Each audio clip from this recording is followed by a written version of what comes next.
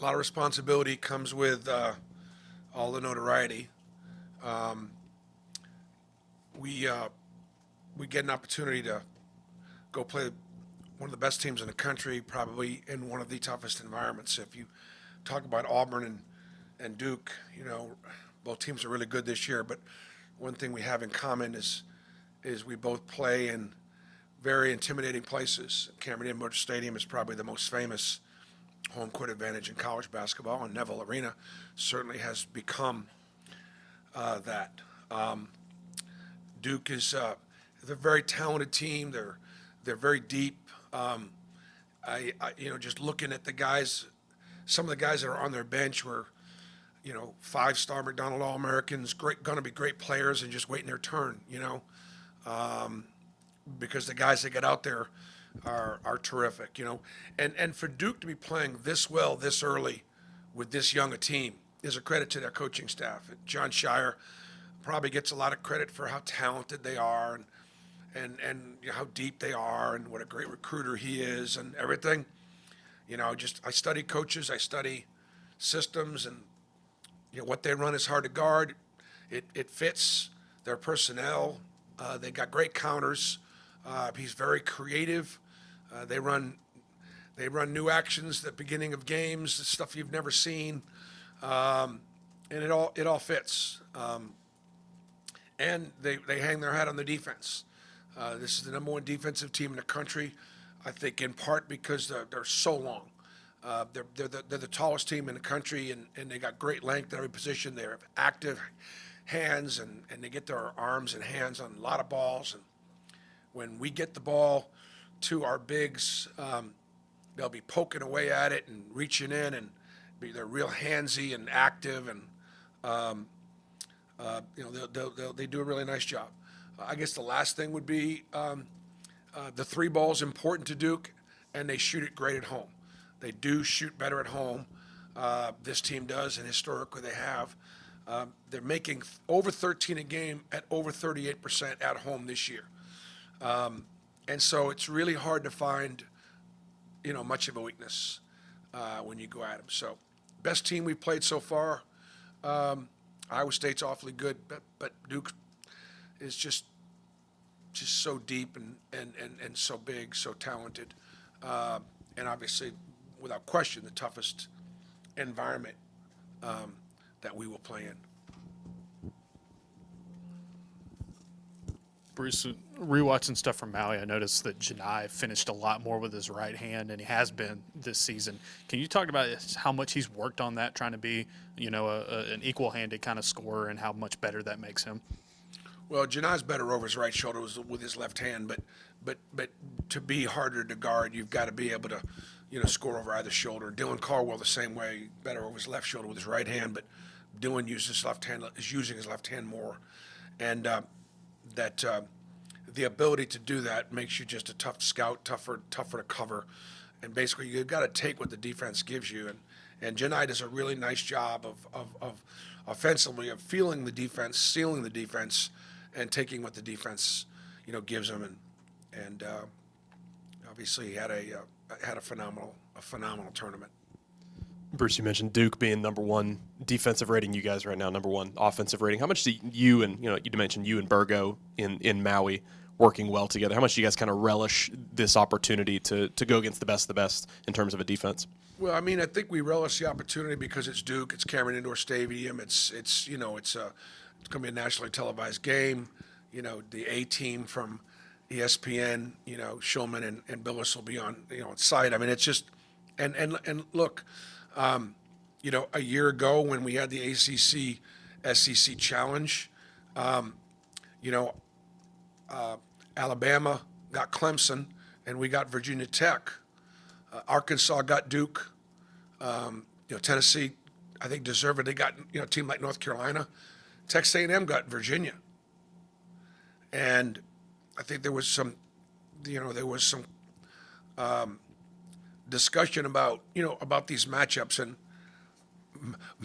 my reward for raising some attention to the subject was to have to go to Duke.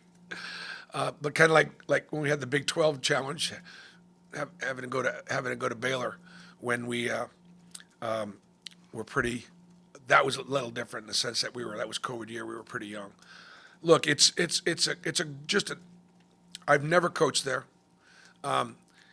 Iowa played there the year after I took the Southern Indiana job. That was a game I'll never forget because Chris Street was one of his last games before he tragically died as a sophomore at Iowa. And I had recruited Chris, helped recruit him and coached him. And so I didn't get to go to Duke as an assistant. And so, you know what a fan I am of trying to make history. So whether it's the one offense versus the one defense, to me it's more that we got a chance to, to compete and such a great program, such a great venue. Henry, Adam, and then Fern. Bruce, the two-man group of Dylan and Janai has been one of the 5 most effective two-man groups in the country. What to you has just made that duo so effective? I think it's Janai's versatility offensively, and as a shooter, as a playmaker and a scorer, and it's both of their versatility defensively. They can both play defensively inside and out, and so it gives us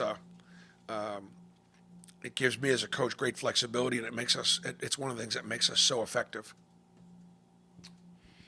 Bruce, you've just talked about the environment. Just in your experience, when you're taking a team into an environment like this, how do you try to handle that in the lead up and prep, whether it's doing things in practice or talking to these players about it? And does preparing for this one, is it any different than preparing for ones in the past? Yeah, this will be a game that we will work with our crowd noise equipment here in Neville today, so the guys, won't be able to hear me. And that definitely will affect our play calling. So the guys are gonna have to be really sharp, leaving the huddle, knowing what we like, knowing what the breakdowns are, and even being effective with our hand signals and things like that to be able to communicate, to the team. So we will definitely work on that today in practice. Bruce, you've obviously coached against a lot of really good freshmen, coached some really good freshmen. What stands out to you the most about Cooper Flagg and just the challenges he presents? As motor runs, he's effective offensively and defensively, inside and out. He's got a high basketball IQ. He's got a great love of the game. The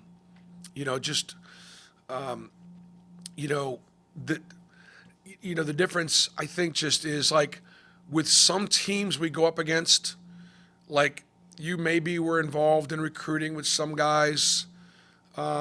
Maybe you didn't get them, maybe you did. The players on Duke's roster, we would love to have been able to be involved with any of them.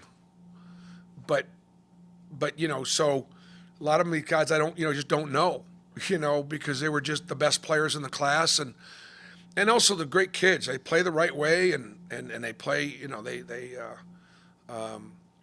I just like their practice situations. When they all summer long in the fall, I imagine when they practiced, that's why what I'm impressed with is how good they are this early, because as young as they are, and that's because of their depth. They've beaten Arizona at Arizona, and they lost last possession games to Kentucky and Kansas. And so this is they're off to a very impressive start. Last question, Hoke. BP, I won't be there tonight. I was going to ask you about, I know you're in the middle of obviously getting ready for Duke, but what does it mean to you for this documentary to be made about the program and all that? It'll mean a lot when the season's over. It will. I've seen some of it, and there were some really very flattering things in there about our success, about the Auburn family, but it means a lot to me, but not tonight, not today, not this week, not in season. You know what I mean? And people that know me or know coaches, we truly do focus on I'm putting everything, investing everything in this team. Thankful to Auburn and Auburn Sports Properties and the people that put this thing together. It is really, really well done. Really, you couldn't tell the difference watching it from seeing any kind of a anything on ESPN or anything on CBS or anything at the highest level. It's a very, very, very, very professionally done. And I don't think I can live up to nearly half of the accolades the way they, portray us. But that said, it's very nice, and I think it's a reflection of being someplace. We're 10 years here in our 11th year, and having been now in the SEC, this being my 17th season, and having been, I guess, at Auburn longer than any other head coach, I suppose it comes along with the territory.